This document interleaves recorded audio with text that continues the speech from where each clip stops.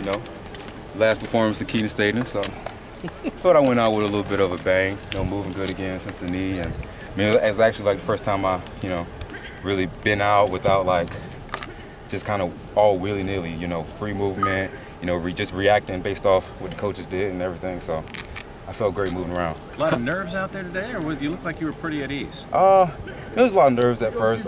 You know, pro day is it's a little different. You know, yesterday was a nice sunny, about 88. You know, today is about like 40, 50. So, I mean, you know, so it's a little bit nervous like going to the 40 because I didn't think I was warmed up enough, everything like that. But I mean, I feel fine because, you know, I did it and I just knew what I could do, so I was comfortable. How much has a knee been part of whatever conversations you've had with the people Every conversation. So the knee's been in every conversation, multiple questions. I mean, so I told them most people thought it was like ACL, but it was meniscus. I mean, honestly, probably out of all like the knee surgeries you could have, I probably had the weakest one, the meniscus. So, you know, once they find that out, they're like, oh, you're fine, okay. So did the recovery. Shout out to Bomarito's, they got me right. So yeah, that's the knee has been in every conversation. And you were saying earlier about January was when you kind of were about 100%? Yeah, about January. Before I left here, did the Biodex test. So Biodex, it tests, you know, your limbs, see how strong they are. So I did 4 tests with my non-surgical leg, did 4 tests with my surgical leg, and out 3 to 4 tests, my surgical leg tested stronger. So they were like, you're good to go from PT, and then I ended up declaring. Then I went down to Bomarito's. They had some wonderful work. It was some voodoo. It was crazy. They got me right. Got me moving again. I can't thank them enough. So when you made the decision, the fact it was meniscus and not an ACL, is that why you went ahead and decided to go because it would be healed in time? Yeah, I felt like, you know, especially since I got hurt early, you know, I kind of feel like it was just kind of made to be, like it was meant to be. You know, I got hurt early. I had a lot of time to recover and just, you know, relax, gather my thoughts, and then I knew that they were telling me it's like a 3 to 4 month recovery, so I was like, oh, that's cake. You know, I had the pec, so that's cake. I could do that, and then I went ahead and just jumped off the porch. So. Was your left knee? Yes, sir, left knee. Most people, when they get hurt, they want to come back and prove that they can still do it, but sometimes when you get hurt, you also realize how fragile your future can be. Well, was that part of your thought process? Yes, absolutely. I mean, I chose this great university because I felt like, you know, it would be a great platform for me to reach my dreams of playing in the league. Since I was 4 years old, been playing organized ball, and I knew since then, like, I wanted to play in the NFL. That was outright my goal, outright my dream. And, you know, I came here, I had success my freshman year, had success my sophomore year, and going to the first 2 games, I was, you know, it was all right, it was okay. But I felt like I had enough film, and from the information I gathered, I was like, you know, I believe in myself, I believe in my talent, my ability, so I just went ahead and did it.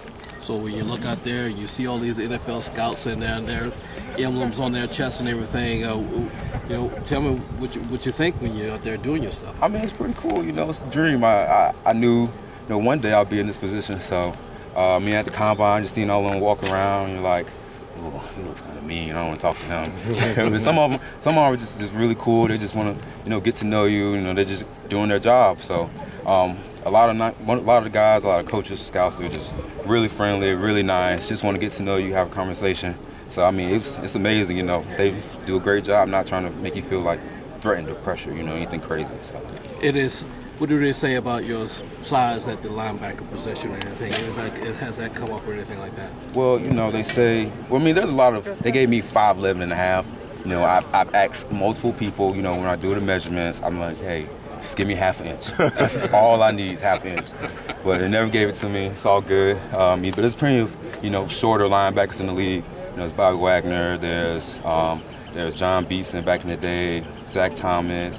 London Fletcher. I mean, the list goes on. So, you know, I'm a height over heart type of guy. But I also read things. You know, my limbs are long, so I got long arms. I think I had a 79-inch wingspan. My arm length was like 33, which was. So I got like the arms of like a 6'2", 6'3" guy, but I'm just 5'11 and a half. People have been doubting you because of your height all along. You remember Florida State. Absolutely. Inspired you to go down there.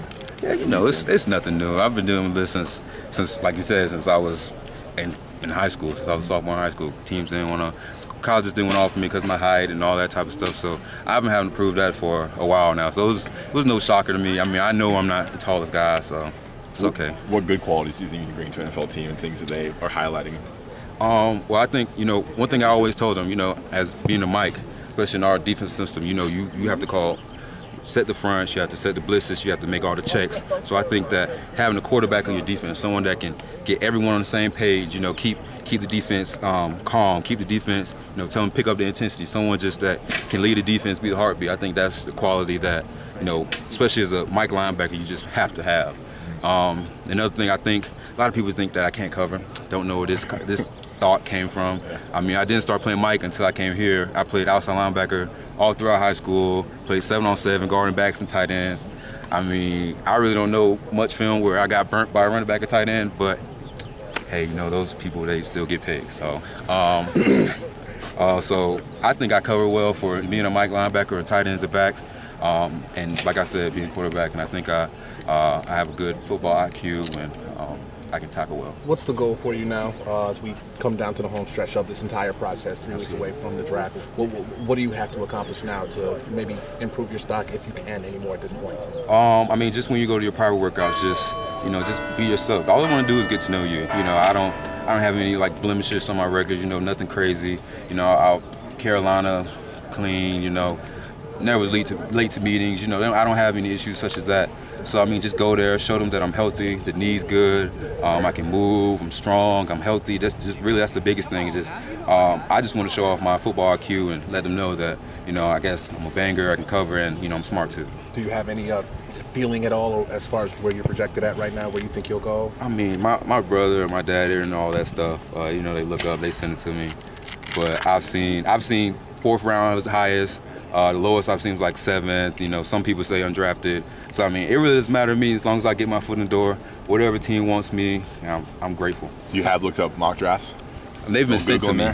They've been sent to me, but I have no choice to look at them. But yeah, I've seen a couple mock drafts. How was your 40? Talk about your 40. My 40. I don't know what my time was. They said I've heard the lowest was 4.55. The highest was like 4.7. I don't know what I ran. I know at the combine ran 4.62 officially. You know, I wish I could have kept running at a 20-yard line. Hamstring pop, but you know, kept running. So I know, you know, it sucks and that's unfortunate. But if I would have finished that run, I feel like I ran 4.5, and that's exactly the time I wanted. But I mean, it's okay. It's in God's hands. So. The injury today or? No, at the combine. Okay. At the combine. And you opted not to do a second one today. Yeah, I didn't want to do a second one. My agent was up there. It's like, you know, just do your one. We don't want to risk anything. Biggest thing we want to do is get out there and show them you can move. So. Who's your agent? Derek Gilmore. How are you going to handle the nerves from now 3 weeks away?